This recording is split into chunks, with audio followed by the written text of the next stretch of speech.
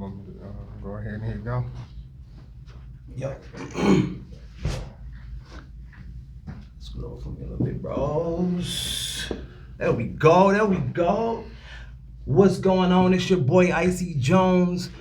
Hot Seat with Icy Jonez. You know what it is, man, right here on YouTube, man. I appreciate everybody for tuning in. Make sure you subscribe. Make sure you like. Make sure you share. Make sure you comment. Get at me. You feel me? If you would like an interview, make sure to email me at hotseatwithicyjonez@gmail.com. And you can also follow me everywhere. Hot Seat with Icy Jonez. That's on Instagram, and that's on Facebook, and that's on YouTube. You dig? You can also follow my personal pages, Icy Jonez. That's Icy Jonez everywhere. All right. So today, man, I want to give y'all my special guest. Today, I got Bobby Gunnz in the building. Got D-Meis in the building. Dude. What's happening with y'all, man? What up, bro? Huh? What up with it? What's going on? Another day? Give me some. Yeah, man. So at the end of the day, I just want to bring them in here so they can talk about what they got going on, man. What's been happening with the guys, and everything in between. You did. So, young D-Meis, you dropped the young. Yeah, dropped the young, man. You know, we grown now. Mm-hmm. You know, it's time to elevate. It's all about evolution. Mm-hmm. You know, as you know, my evolution is a success. You feel me? So, you know how that goes. Absolutely. I gotta elevate in every type of way possible. Absolutely, I hear you on that. And Bobby Gunnz, What's going on, brother? some new music coming. Yeah, man. No apologies. The album dropping 420 real quick. You know No what I'm saying? apologies. 420 coming. Young D-Meis, you just put out a single. Yes, sir. Yes, sir. Black lives don't matter. Black You lives know, don't matter. With the events that happened earlier this year, or last year, should I say, it just sparked my brain, and, part of my evolution is, growing and speaking to the people. So I just had to let them know what's really going on, and speak from a real perspective of the black males out here that really don't have a voice in this Black Lives Matter movement. Like there's, we the ones that's out here really dealing with the shit day to day, and sometimes people come across, the movement is good, but it just seems like they make it worse or on us sometimes. Mm-hmm. So, I just gave a perspective from my angle, how I look at it, and I feel like Black lives don't matter at the end of the day. So, Okay. Is that a global thing, or is that just like a national thing? You know what? I can't even vouch for what's going on around the world. I can only vouch for where I've been and what I've seen where I've been. Mm-hmm. And what I've seen is, nationally, we at the bottom of the totem pole. Mm-hmm. Okay. You know what I mean? At the end of the day, we at the bottom of the totem pole, and they treat us as such. Yeah. So, you know what I mean? Whether we out on the West Coast, you get hemmed up. If you in the crowd, say it's us three just chilling, we out hanging. We gonna get hemmed up, put on the car, and question what we doing. But if you see 3 white men down the street, you're not even gonna question them. And then you go down south, you got racial tension on top of the harassment. How long have you felt this way? It's been a lifetime. Man. Lifetime since I can remember. Yes, indeed. And it's only gotten worse. Do you remember the first time you got called a nigger? Ooh. I had to be about 6, 7 years old. What was your response? Just anger off the back. Like I already knew what it meant because I seen what it's been portrayed in the movies and everything. Mm-hmm. So that hate was already installed in me from like movies and shows like The Roots and things of that nature. Correct. So you know Mississippi that burning. that hate is already in me, installed in me. Like you know, y'all made me watch what y'all already done to my people. So you know, when I had to deal with it myself, it's just automatic. Like just took me there to a whole nother place where I felt like I was out of my character. Yeah. Bobby Gunnz. What's going on? What's going on? You remember the first time? I don't know how old I was, but I can tell you where I was. Talk to us. Smoke Ranch and Rainbow in the 7-Eleven parking lot on the corner. Okay. Let's go live. Me and my buddies, you know, we had to click back in the day, 4S, DAP. We was walking down the street. Couple of people didn't stop at the stop, you know, where you crosswalk. They want to turn anyway. So, you know, we kept walking we banged on the front of their hood. White dude rolled down this window. Fucking niggas, get out the street. At that point in time, you know, we all, because it's multiple of us, start rushing the car, and he hit that gas and drove off real fast. But yeah, no. Lucky he didn't get into a wreck. He was moving so fast, huh? Yeah. Right, that part. Yeah. So about high school. Yeah, about high school or 8th grade. Okay. So if I may, you know, put my 2 cents in there, man, I was a kid. I think I was in middle school. The first time really elementary school, and I didn't really have to do much. You know what I mean? They got in trouble for that slur. But this time it was my neighbor. And so I had to dog my neighbor for calling me a nigger. And he got in trouble by his mama. You know what I'm saying? And he learned that from his father, which was a white cowboy. Right. You know what I'm saying? Yeah. So had to set it straight though. You can't be neighbors with all these black people and then you want to single somebody out and call them a nigger when you get mad. You feel me? And so all that, this conversation stems from D-Meis' new song, Black Lives Don't Matter, which is streaming right now. Yes, sir. Yes, sir. Streaming right now on all platforms. On Spotify, the Apple Music, iTunes, everything, you know. Everywhere. Tidal. Now, Pandora. is that going to be added to a project or is that just a one-off? Right now, I'm gonna just leave it as a single, bro. Okay. You know, as far as projects, I'm debating on which direction I want to go. Okay. With it, you know, I'm like in that phase right now, just debating on which direction I really want to keep the people's attention to. Me need to drop a solo project. That's it. Okay. So, Gunnz. if I'm not mistaken, you guys either have a project coming or got one out already. So we got one out right now. What's it called? Ear to the Streets, Volume Ear 1. to the Streets, Volume 1. Mm. Now, is it Volume 1. Ear number 2, The Streets, or Ear T.O., The Streets? No, number 2. Number All 2. right. So they can go stream that right now. Yeah. Yes. That's Bobby Gunnz and D-Meis. Bobby Gunnz and D-Meis. It's on Bobby all Gunnz and platforms D-Meis. and it's on YouTube. Okay. Gunnz, I need you to speak a little louder for me, bro. Oh yeah, it's on all platforms and it's on YouTube. Okay. Yeah. So, Ear to the Streets, Volume 1. Yeah. Right? Yes, sir. Tell me about that. Well, so I don't know.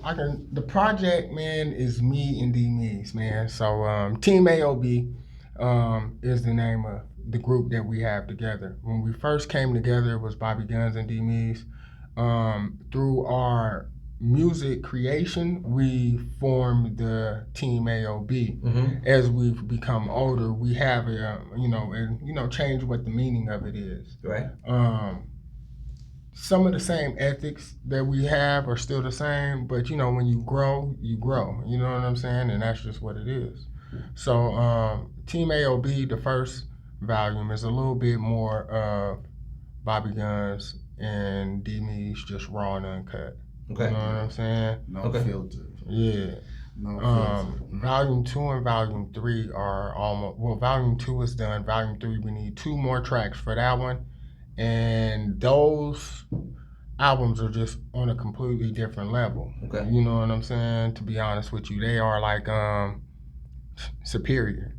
A superior form of us putting together our art. We were able to put great things together, and I'm just like anxious to release it. You know what I'm saying? Ear to the Streets Volume 1 is a classic. You're gonna love it. I can't take nothing from it. But I'm telling you, get ready for what we got coming for you. The No Apologies, my solo album. And then after that, these volume 2 and volume 3, heat. We're gonna light Vegas up. Yeah. Team AOB. D-Meis, what you gotta say about Ear to the Streets Volume 1? Well, Ear to the Streets Volume 1, like I say, it's that uncut, no filter. You know, it's us in our youth. Really, you know, it's just us putting out, demonstrating what we had before. Mm-hmm. And now Volume 2 and Volume 3 is gonna be the next level. Us as grown men, our perspectives, and we're gonna let the world see how we've grown. Oh yeah. And what we own, you know? Okay. You had a project before this one. Yes, sir. What was it called? Living the Last Element. Living the Last Element. Yes, sir. That's streaming right now. Yes, sir. All platforms streaming right now. Tell me about that project. That project I put together, it was originally just an album called Living. Okay. And basically I was just letting people know that like I ain't dead yet. I'm still out here living. I'm still grinding. I'm still gritting. But throughout the process of making that album, situations happened, lost music, certain things went down. So I had to revamp it and come in a whole nother direction with it and understand that life is the last element. Like if you don't understand that, you'll never get it. Mm-hmm. You feel me? So living is the last element. And I was just coming back letting you know I'm still living. I'm still out here breathing. Some of the things you've been through, would you like to touch on those things? Ooh-wee. I done been through so much. I mean, You lost someone close to you. That's something I don't like to really dwell on, you feel me? But hey, things happen. Mm-hmm. You feel me? Things happen. You grow from it, you learn from it. You know, it ain't too much you can say about that, man. Have you ever been in a near-death situation? Too many occasions, too many times. What's one that comes to mind? I'll take you back. Okay. Right. This is younger days. This is 90s. It had to be like 94, 95. Eazy-E concert. I don't know if anybody know about it. It was out here in Vegas at Valley High School. Mm-hmm. You feel me? I was young. I was only 8, 9 years old. I wasn't even supposed to be at that concert. You feel me? But my uncle knew some people, like some of the security guards. They let me in with my brothers and everything. Mm-hmm. And that was like my real first time I seen some shit go down where I was in the crossfire too. Like, you know what I mean? I could have been one of them people that got hit that day. You feel me? And I remember hearing Drew Down chop it up with Yuck Mouth about that on the podcast, the Smoke a Lot radio you podcast. were there. Yeah, I was actually there, bros. You know, somebody it was some gangbang shit going on, and you know, guy was on stage rapping. Mm-hmm. I seen somebody throw a bottle at him. A red rag went in the air, and he just came off the stage with a microphone pole, hit the dude in the head. You know, everybody started tussling. You know, the concert started off at like the 20-yard line. By the time everybody stopped tussling, everybody was like in the middle of the field, 50-yard line. Wow. You feel me? Yeah. And then once everybody like kind of got to their sector, whatever gang you was from, you went and got with your homies and everything. Mm. Next thing you hear is them gunshots coming out the bleachers. Boop, boop, boop, boop, boop. You feel me? So Yeah. I'm just envisioning. you know what I mean? It was literally like the August 1st, October 1st, the hotel shooting. Route 91. You feel me? So it was literally like that, but at a Eazy-E concert back in the day. You feel me? Yeah. And that was right before Eazy-E passed, bro. Right. So for today, 2021, what do you say to the young cat out there, man, in the streets, trying to hustle up? He's a street hustler. You know what I mean? What do you say to him right now? And he wants to pursue music. Got a couple kids at the house. You know what I mean? What do you say to that young one out there? Man, if you bought it, really choose that lane. Don't switch your lane. Like, you can't play both roles. You feel me? If you're gonna do this music thing, stick to the music. If you're gonna be in the streets, stick to the streets. Because when you intertwine the lifestyles, it's gonna be bad. A bad aura is gonna come. Mm-hmm. You know what I mean? A bad aura is gonna come and it's gonna follow you. That's all I can say. So you gotta choose a lane. You feel me? Mm-hmm. Now, I can't tell a grown man what to do, but just choose a lane for real. Gunnz. Yes. Got a new project coming. Yeah. No apologies. Yeah. Talk to us about it. What does no apologies mean to you? No apologies. I'm gonna keep it real, and I've said this before. Like, the reason my cover is the way that it is and everything is because of the fact that the boy Trump been able to say whatever he wants to say with no apology. So for those who don't know, tell us about the album cover. The album cover is me in the Oval Office. Inside of the Oval Office, you won't know, but I punched Trump, knocked him out, and stepped on his face. And the reason why is because a lot of people may be upset, but that's what they've been doing to us for the longest. Coming in our stuff. Yeah. Knocking us out. Knocking us out, stepping on us, spitting in our face, not giving us recognition for the things that we've created, or finding some way to take the income of what we were being able to generate from what we created. And give us crumbs. Yeah. If pennies. Anything. Okay. Pennies. So that's the cover. Yeah, so that's the cover. So that kind of basically should let you know like what I'm on. Like I don't care how you feel. It's the truth. If you are afraid of the truth, it's probably because you're living it. And that's not my fault. That's your fault. You chose to be that way. But no apologies. It's really, I don't care about how you feel. This is what it is, and this is what I think. You know what I'm saying? Mm-hmm. Everybody's entitled to their own opinion. This is mine. So, Gunnz, take me back to the first time you made a song. First song I ever made in the studio was me, you, Mac in the studio. Me, you, Mac, Quadir. You was on, was it the Hate song? I don't know, I don't remember. I know what you're talking. Oh no, Make You Love Me. Yeah. You was on Make You Love Me. Yeah. Now you remember? Yeah. Make You Love Me. That was the first studio. That was the first time I recorded in the studio, recorded, and then heard myself outside of putting tissue in the tape and recording like that. You know what I'm saying? Like, yeah, like I started rapping when I was young.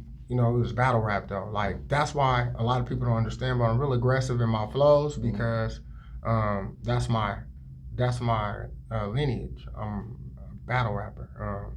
I think I'm better than you, and that's just what it is. I'm coming. So feel how you feel. I feel how I feel. That's what it is. Yeah. And so now, how do you feel you've grown from that first time in the studio to No Apologies?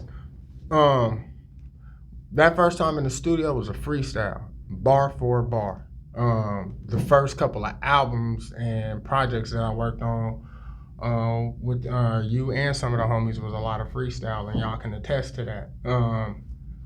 I write, point blank period. That's how I've grown. I create what I want to create.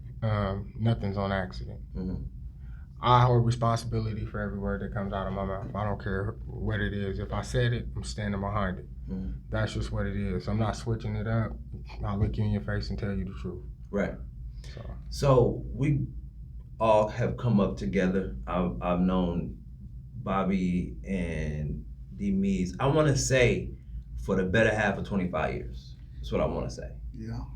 We were in elementary school, Sir. What Smoke grade? Ranch and Rainbow, and we turned Smoke Ranch and Rainbow into something the people didn't want it to be.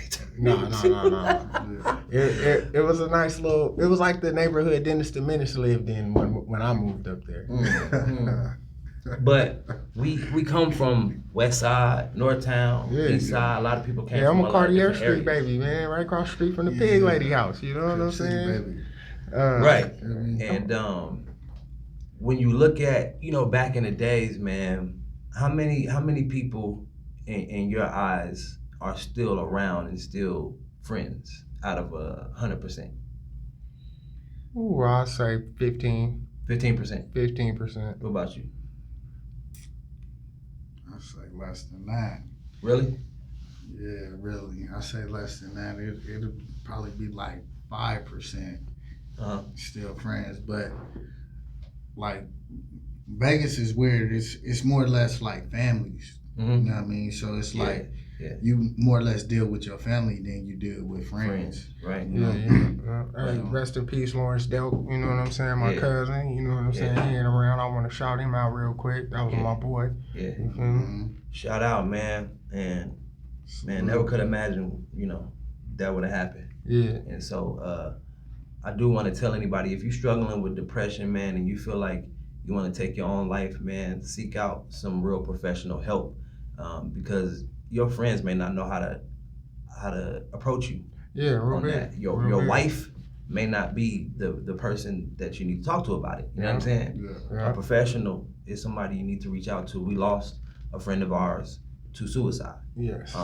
And even with that, like, I don't know the story, but from what I'm hearing, like, it's always questionable about, did that person really kill themselves, or did somebody commit murder and get away with it? Yeah. I'm not saying that about that situation, but I'm saying, especially especially if you're not around to see it, right? And you know this person, you feel like you know this person. Yeah, you know, like, man, they ain't gonna commit. Not only was that my friend, but that was my cousin. Right. So you know what I'm saying? Like I knew him on a different level. Like what was crazy was I seen him like 2 days before that in the grocery store, and he was normal to me. I seen no signs. Yeah. So you know what I'm saying? You just you got to be open to what somebody is going through and be willing to understand what the business is. Right.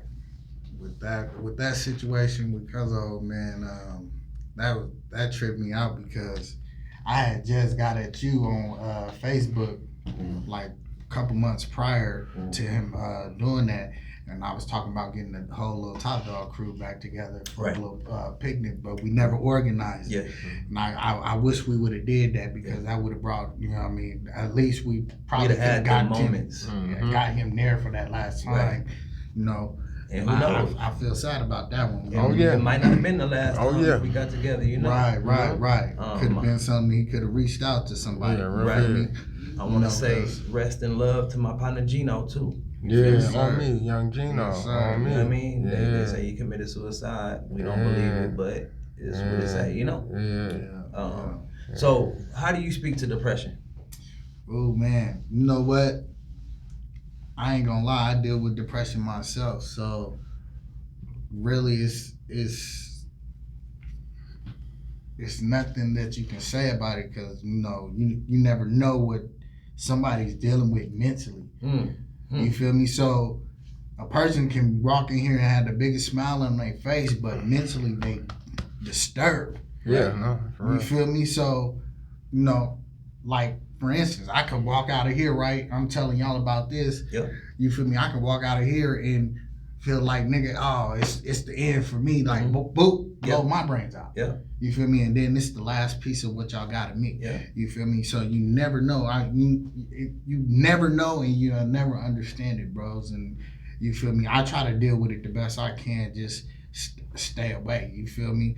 I feel like if I don't attach myself to people or things, then I won't have that pain or hurt. If you don't attach, you can protect. Yeah, basically. And Gunnz, how do you speak to negative energy?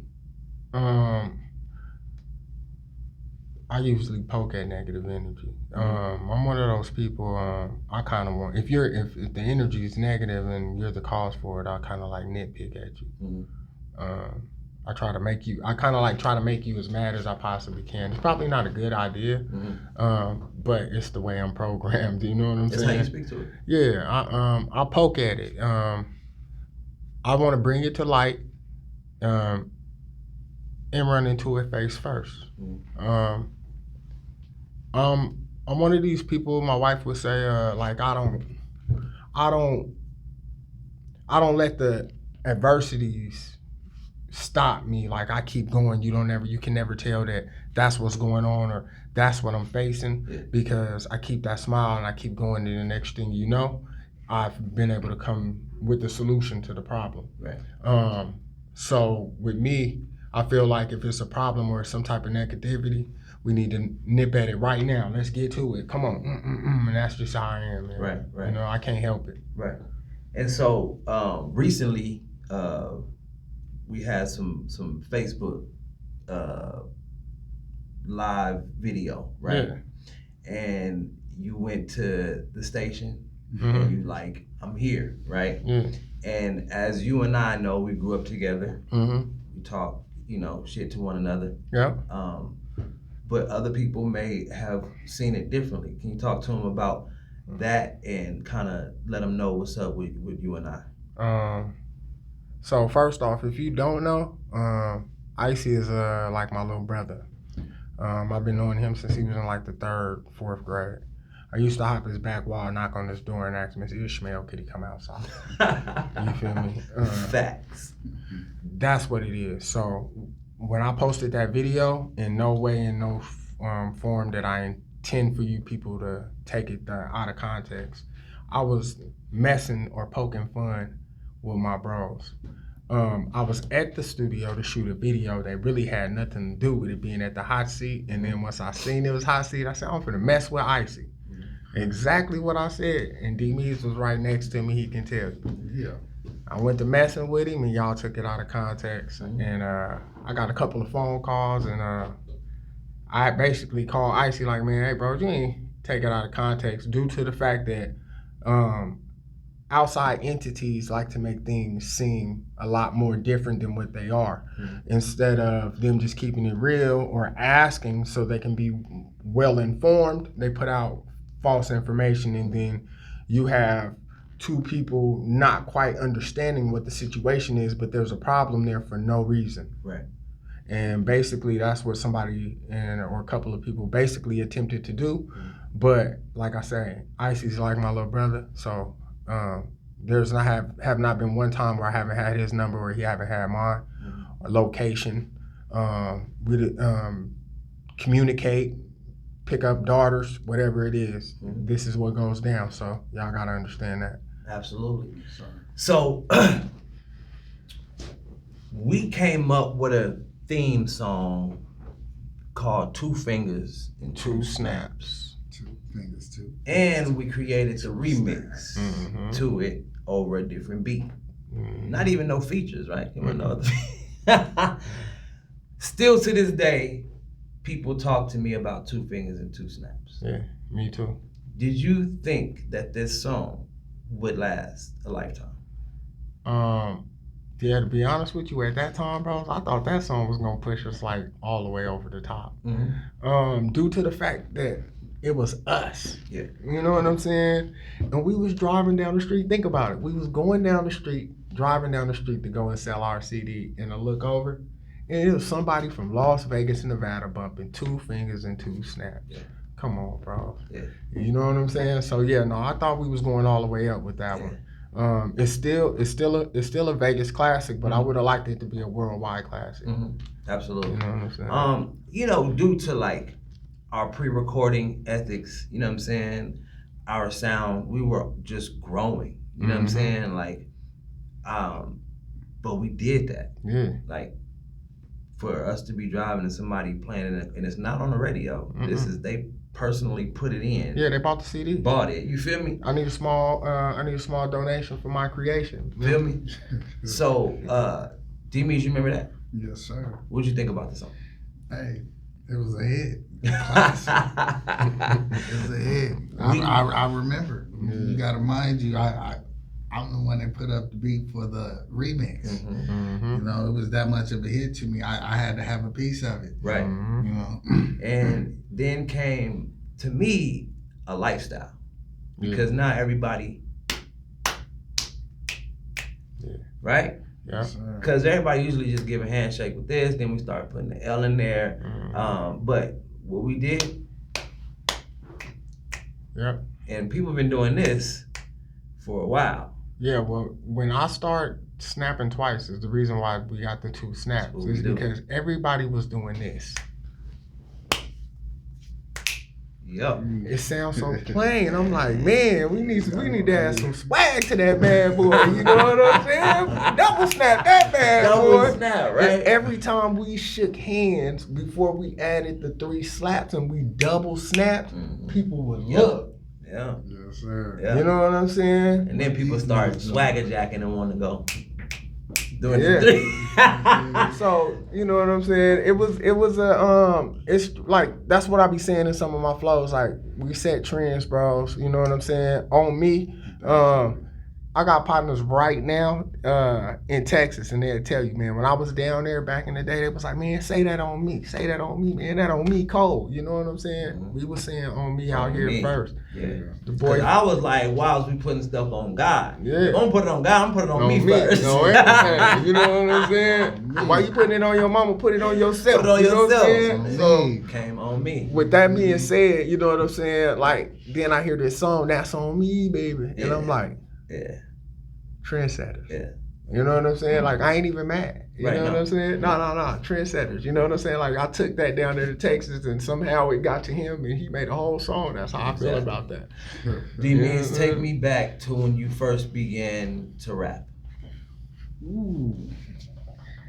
First began to rap. I'm gonna keep it 700. I wrote my first rap in 95 after that Eazy-E concert, bros. I wrote my first rap with my brothers and my cousin, and I've been fond of it ever since. But really recording in the studio since '97, and back then everybody was in their group phases or whatnot. So, you know, I was always the younger one. So, you know, I'm like the little brother or whatnot that don't nobody really want around type shit. You feel me? So, you know, they doing their thing and they would never let me get on the tracks with them. So, you know, my brother-in-law, he basically gave me the game on how to make a beat. Basically, he basically just gave me the game and told me, since they don't want to fuck with you, like, you know what I mean, learn how to do your own thing and come up. Yeah. And I took that and ran with it ever since then, bros. I just, learn how to make the beats, start creating my own sound and my own wave until the point that everybody that didn't want to fuck with me was like, hey, man, you see what he doing over there? Yeah. We need to go fuck with him. Yeah. That nigga, he doing something. You feel me? So, And producer, engineer, rapper, yes, sir. and Nut West. Nut West Nation. Nut West Nation. That's basically my label, my sound, you know what I mean, my wave, basically. Tell us about Nut West, Mount West. Tell us about those connections. Like I say, Nut West is my sound. Basically, I created that fresh out of high school. In high school, actually. You feel me? 12th grade year, 2001. That was where I formed that, and I had the idea. I seen everybody starting to make their own labels, the Rockefellers, the Master P's, and, you know, people like that in the game. I start seeing them doing their own labels. This is what they doing. You feel me? Right. So I came up with Nut West. And basically, that was basically my sound. And if you riding with me, then come fuck with me. Yeah. That's how I was pushing around. Now, years later, dealing with a friend of mine, Hack 4702, you feel me? You know, he got what I was trying to do, but he taught me to think bigger. Think bigger than just being local. Yeah. You know what I mean? So he was like, how can we lock up something that's bigger than just being Las Vegas? Because obviously we can't claim West Coast. Because according to how Cali niggas look at it, we ain't on the coastline. So Cali. You feel me? That's how the game is. That was the politics. You feel me? The game, part of the game. So we created Mountain West, which would solidify everybody else that's from the West that's not part of the coast. Yeah. From Nevada to Utah, Colorado, like everything on this side of the Rocky Mountains, basically. Real good. You feel me? That's not on that coastline. Yeah. You know what I mean? Because basically, you know, it was like a bidding war. You feel me? Like, and then politics of the street. Sometimes Cali niggas don't get along with Vegas niggas.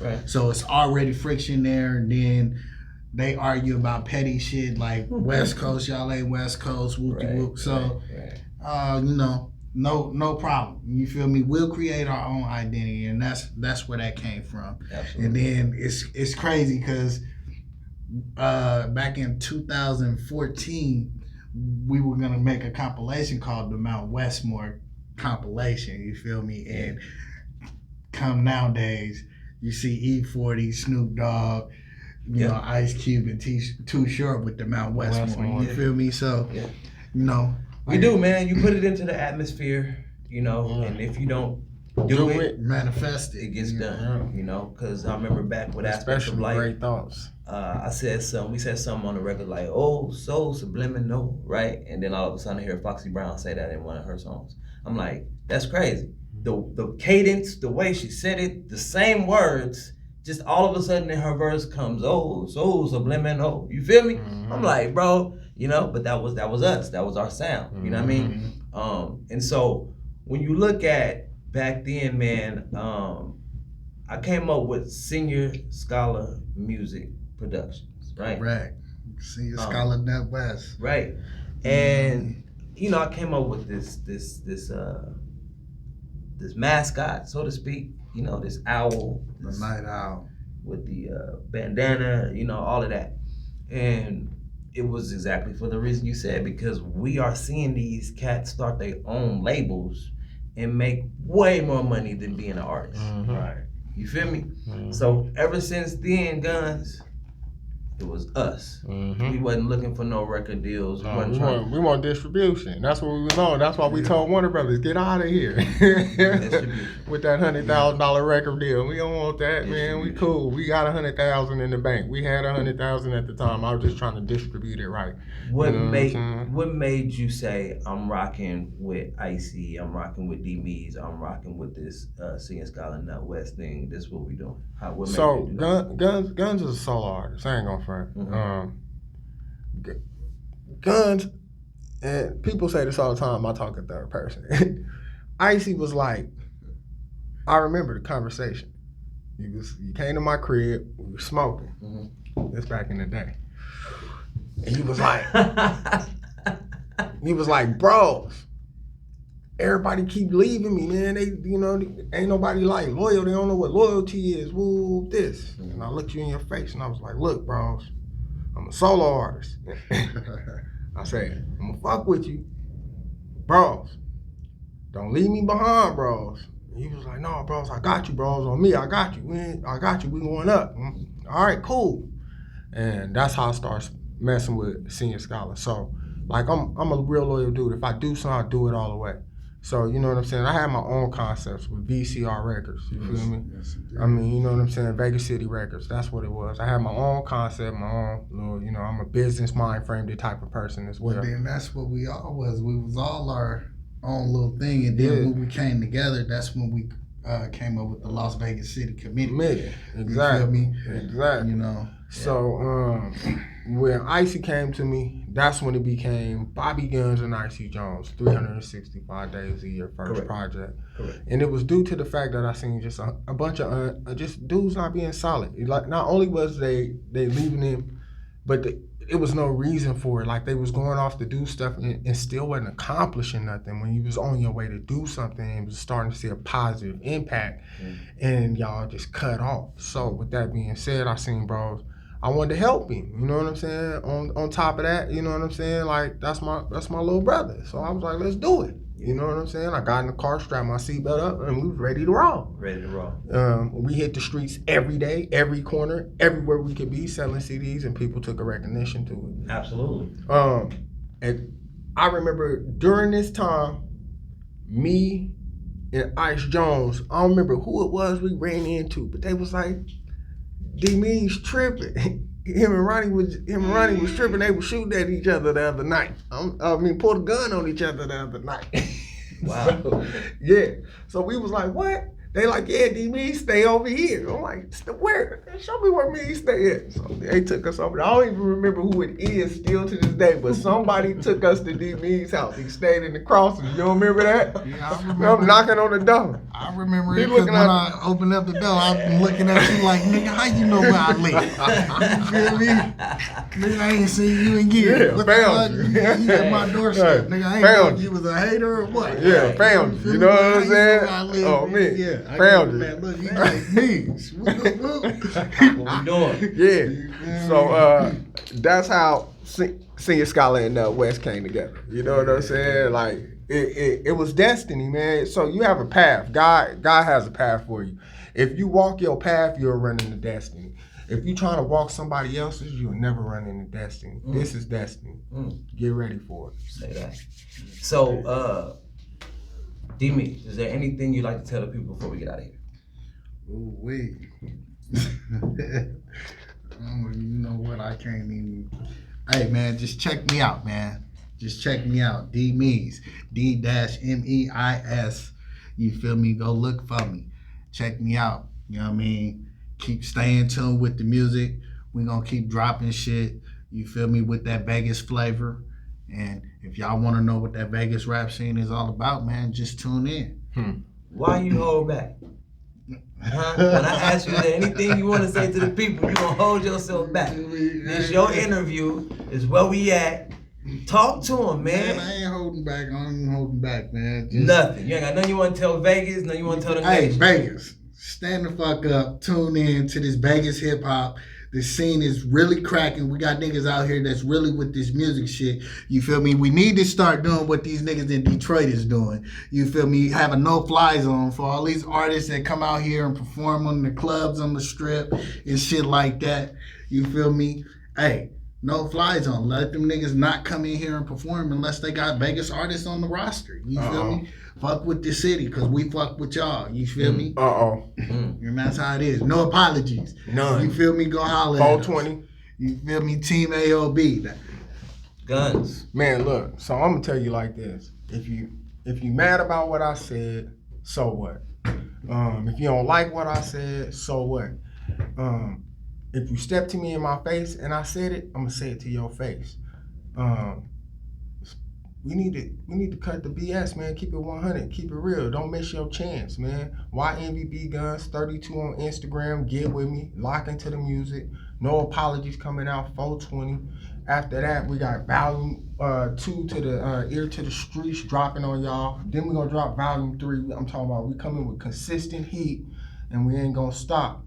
We shot the video for Acquittals. That's coming real soon. We're gonna drop that when we get ready to drop the album. I'm just, I'm ready. Who's the shooter for the video? Good Shot Films. My boy Duck Down. You feel me? Good Shot Films. Duck Down. Yes, sir. Gunnz, can you name me some of the producers on No Apologies? Most of my producers came off from Lexi Banks. Most of them, all my album and Killer Heist. Killer Heist. The Don, my boy. You know what I'm saying? Killer Heist sent me like 6 beats. I tried to send him some money. He wouldn't even take the cash. He like them on you, bros. You have Killer Heist. You still ain't sent me no beats, and this nigga get free beats.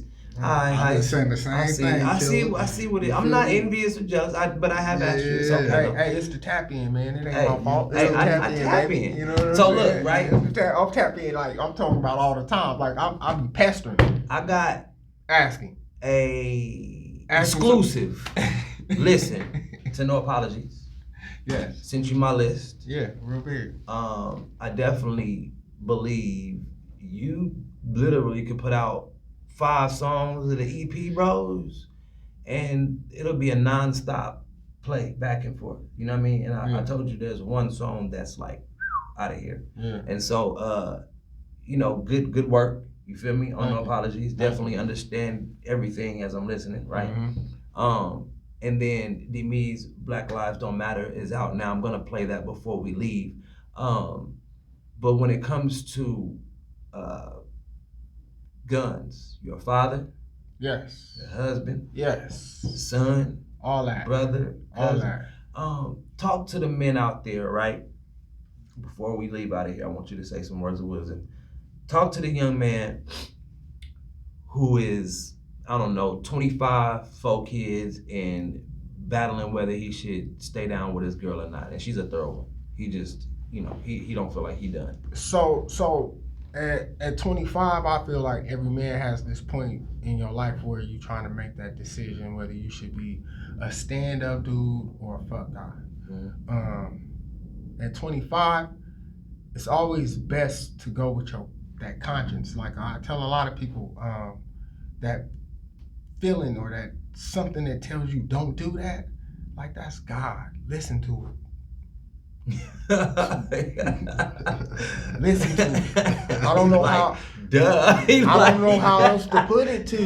You know what I'm saying? Listen to it. Y'all, if you ain't listening, if you're not accepting, you know. Hey, look, I'm gonna be honest with you. I don't go to church, but it's just some things I was able to find out by just paying attention to, you know, our grandmothers, our grandfathers. They tell you certain stuff. They're not telling you stuff for no reason, man. Tap into that information. Listen to your conscience because it's not gonna direct you in the wrong way. If you have a woman that's sticking by your side through the ups, the downs, the thicks, the thins, all this stuff, you was out here being the scumbag, and then Bobby Gunnz the scumbag. Please believe me. Why you gonna kick her to the curb for somebody who wanna be out at the club all night, 7 days a week? Like, get your stuff together, tap into yourself, be willing to judge yourself, be willing to correct yourself, be willing to say, hey, check yourself. I was telling my homeboy AMAC the other day, boy, you gotta be willing to check yourself. Yeah. You gotta check yourself, bro, because everybody don't have your best interest in mind. Right. Now you got this person who only wanna see you move forward and do great, and you gonna spit in her face? Yeah. No, you gotta cherish that because you don't get too many of them. Say that. Everybody like this. Right.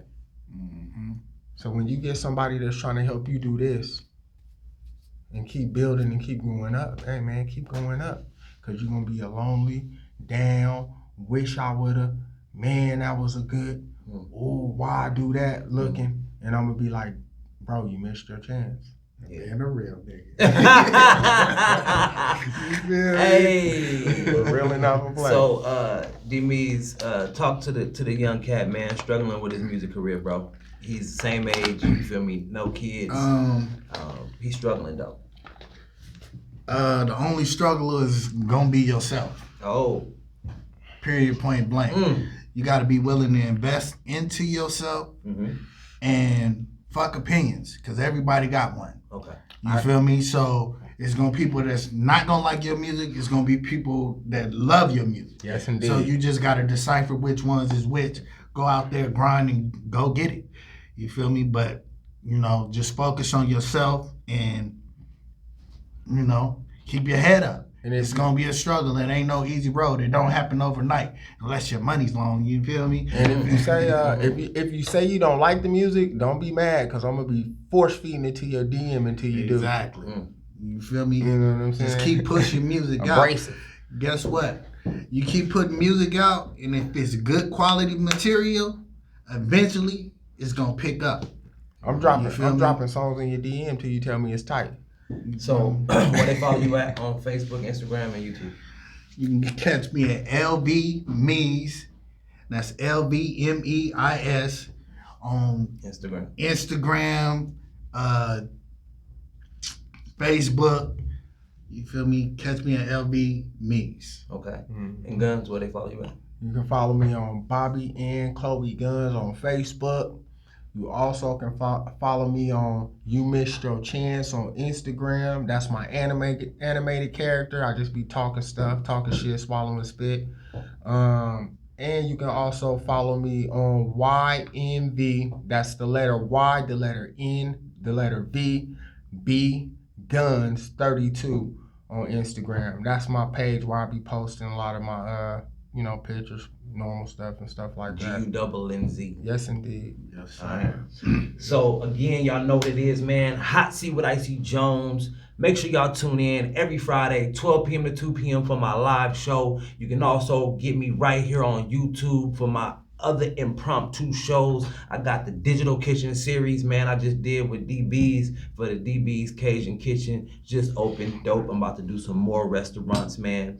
And of course, when I do my artists, man, they can't necessarily make it to the radio show because they got some money to make. They'll be on the clock, you feel me? So I bring them right here and I still do it, man. So make sure you tap in, tune in every Friday, 12 to 2 live, or just right here on Hot Seat with Icy Jonez whenever you can, man. I'll be having some great interviews, great content, great special guests, all right? Once again, Hot Seat with Icy Jonez. That's on Instagram, Facebook, YouTube, and also ICJONEZ. Same thing, Facebook, Instagram, YouTube. Holla at your boy. God bless y'all. And I'm finna leave y'all with this. Black Lives Don't Matter by D-Meis. It don't matter. Black lives don't matter. Baby, all the pain I see. It don't matter. Black lives don't matter. Like every time we try to speak, it gets no better. Black lives don't matter. Why ain't no justice or no peace? It don't matter. Black lives don't matter. All lives matter. Why my people gotta die? How the victim was alone, but it's a justified homicide. Just because we black. Why you fit a hat now? Come on. Call us all criminal, cause you ain't come from our block. No picket fences, gunshots and crack rock. Only way to make it out, front line of the backdrop. Gotta stand for something to die for nothing, it's a cold world. Being black in America, it's us against the whole world. Ever since my birth, it's been a gift and a curse. Come on. Outside my skin, they judge me by the